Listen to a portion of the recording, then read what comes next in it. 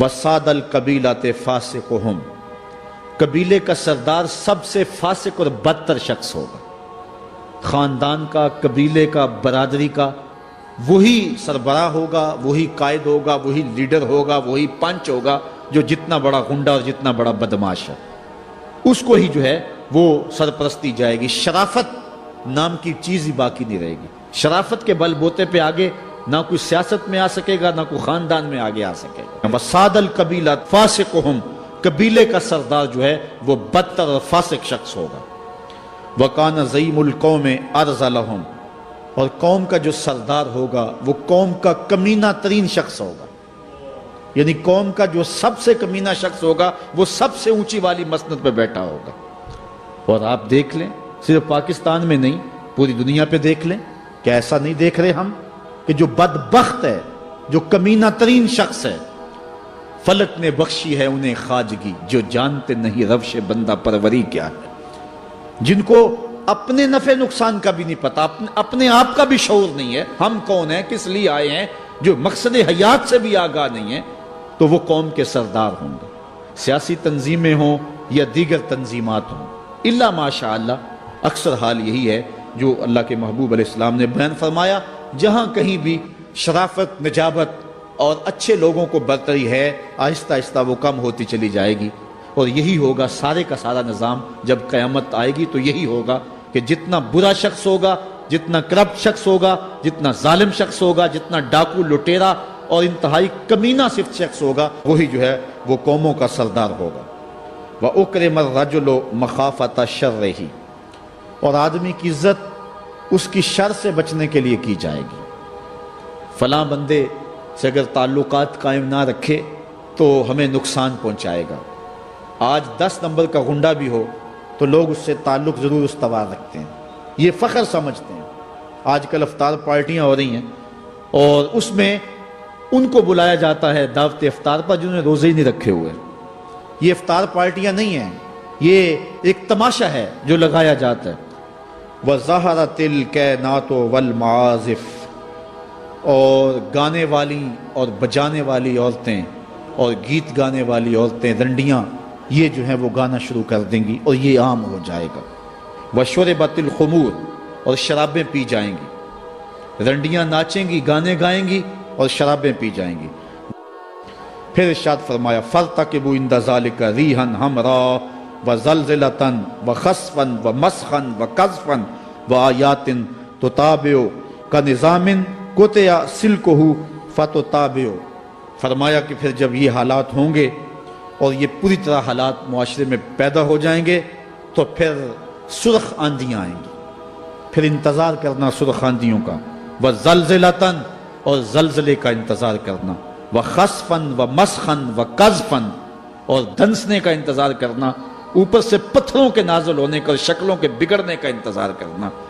اور آگے فرمایا وَآیَاتٍ، اور ایسی نشانیاں آئیں گی ایک دوسرے کے پیچھے آئیں گی، جس طرح تسبیح کا دھاگا ٹوٹ جائے تو پیدل پہ اس کے دانے گرتے ہیں، تو یہ سارے عذاب جن کا ذکر حضور نے کیا میں مسلسل اوپر نیچے یہ تمہارے تک پہنچیں گے۔ وَيَكْثُرَ شُرْبَ الْخَمْرِ، اور شراب پینا عام ہو جائے گا، یہ قرب قیامت کی علامت ہے۔ آج ہماری ایلیٹ کلاس میں اور ہمارے آیان حکومت، آیان سلطنت اور سیاستدانوں اور جو ہے وہ عالی نسب خاندان جو شمار کیے جاتے ہیں، ان میں شراب پانی کی طرح سمجھی جاتی ہے۔ اور آج ہمارے ملک کے اندر جو ہے وہ کتنے شراب خانے موجود ہیں اور کتنے ٹنوں کے حساب سے جو ہے وہ بیرون ملک سے شراب درآمد کی جاتی ہے۔ یہ قرب قیامت کی نشانی ہے کہ شراب عام ہو جائے گی۔ ایک روایت میں آتا ہے شارب الخمر کعابد الوثن، شراب پینے والا بت پوجنے والے کی طرح ہے۔ کتنا سخت فرمایا گیا، اور کل قیامت کے دن سخت رسوا ہوگا جو دنیا کے اوپر شراب پیتا رہا ہوگا۔ اللہ تعالی ہم سب کو محفوظ فرمائے۔ وَيَقِلَّ الرِّجَالُ وَيَكْثُرُ النِّسَاءُ، اور ایک نشانی حضور نے یہ ارشاد فرمائی کہ مرد تھوڑے ہو جائیں گے اور عورتیں زیادہ ہو جائیں گی۔ ایک تو عورتوں کی افزائش زیادہ ہوگی، اور دوسری بات مختلف ہنگاموں میں، حادثات میں اور جنگوں میں مرد قتل کر دیے جائیں گے اور عورتیں زیادہ ہو جائیں گی، یہاں تک کہ حضور نے فرمایا حتی یکونا لخمسین امراتن القیم الواحد، یہاں تک کہ 50 عورتوں کا ایک مرد منتظم ہوگا۔ 50 عورتیں ہوں گی اور کمانے والا صرف ایک مرد ہوگا۔ حضور نے ارشاد فرمایا مجھے قسم ہے اس رب کی جس کے قبضے میں میری جان ہے، اتنی دیر تک قیامت نہیں آئے گی، یہ وقت بھی آئے گا کہ جانور انسان سے باتیں کریں گے، انسان ان کی بولی سمجھے گا اور وہ ان سے باتیں کریں گے۔ وَحَتَّى تُكَلِّمَ الرَّجُلَ عَزْبَةُ صَوْتِهِ، اور اس کے کوڑے کی جو رسی ہے، اس کا جو پھندنا ہے، وہ بھی انسان سے باتیں کرے گا۔ وَالشِّرَاقُ نَالِهِ، اور اس کے جوتے کا تسمہ بھی اس سے بات کرے گا۔ يُخْبِرَ فَخِذُهُ بِمَا أَحْدَثَ أَهْلُهُ بَعْدَهُ، اس کا گھٹنا اس کو بتا دے گا اس کے بعد میں اس کے گھر والوں نے جو باتیں کی، یہ حالات پیدا ہو جائیں۔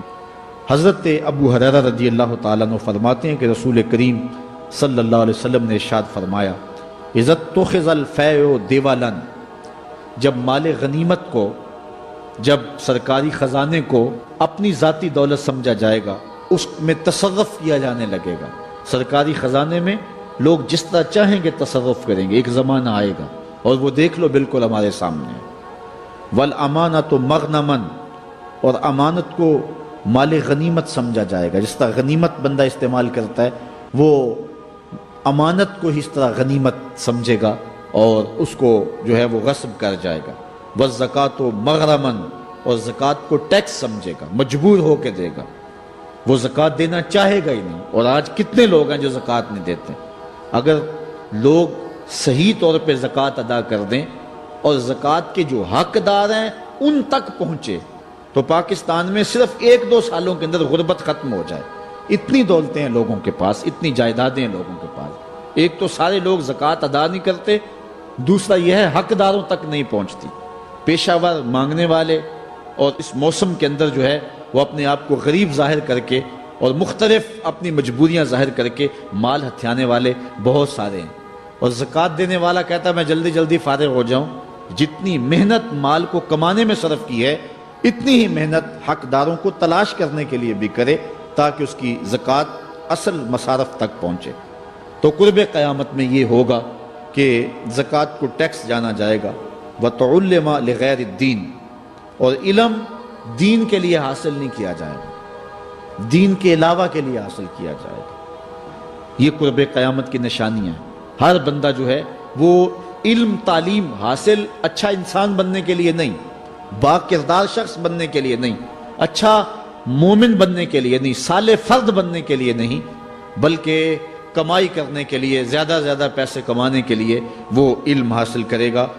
وَأَطَاعَ الرَّجُلُ امْرَأَتَهُ، اور آدمی اپنی بیوی کی اطاعت کرے گا، جو بیوی کہے گی وہ مانے گا۔ وَأَقَّى أُمَّهُ، اور ماں کو آگ کر دے گا، ماں کی پرواہ نہیں کرے گا، ماں کی نافرمانی کرے گا، بیوی کی بات کو ترجیح دے گا اور ماں کی بات جو ہے اس کو ثانوی حیثیت دے گا۔ بہت بدبخت تو ایسے ہیں کہ جو ماں باپ کو ویسے ہی دقیانوسی کا تانا دے کے کہتے ہیں تمہیں تو پتہ ہی نہیں کسی بات کا دنیا کہاں چلی گئی، اور ان کی کسی بات کو، کسی مشورے کو اور کسی حکم کو کوئی ترجیح نہیں دیتے۔ لیکن جب بیوی اور ماں دونوں کا حکم مقابلے میں آ جائے تو اس وقت وہ بیوی کے حکم کو ترجیح دیں گے۔ یہ قرب قیامت کی علامت ہے جو کہ ہم واضح طور پہ اپنے معاشرے میں دیکھ رہے ہیں۔ وَأَدْنَى صَدِيقَهُ وَأَقْصَى أَبَاهُ، دوست قریب ہوں گے، باپ دور ہوگا۔ دوستوں کو قربت دی جائے گی، ان کے ساتھ بیٹھنا اٹھنا بھی ہوگا، کھانا پینا بھی ہوگا، گپ شپ بھی ہوگی۔ دوست ایک بیل دے تو بندہ دوڑا جائے گا دوست کی پکار پہ، لیکن ماں باپ جو مرضی کہیں تو ماں باپ کی بات کو کوئی ترجیح نہیں دی جائے گی۔ یہ قرب قیامت کی نشانیوں میں سے ایک نشانی ہے، اور اس وجہ سے آج لوگ محروم ہو گئے ہیں اور گھروں میں برکت نہیں رہی۔ ماں باپ اگر کچھ کہیں، کوئی چیز لانے کے لیے بھی کہیں تو بچہ 100 بہانے کرتا ہے اور دوست کی پکار پہ لبیک کہتا ہوا بھاگ اٹھتا ہے۔ وَظَهَرَتِ الْأَصْوَاتُ فِي الْمَسَاجِدِ، مسجدوں میں لڑائیاں ہوں گی، مسجدوں میں جو ہے وہ آوازیں بلند ہوں گی لڑائیوں کی، ایک دوسرے سے الجھاؤ پیدا ہو جائیں گے۔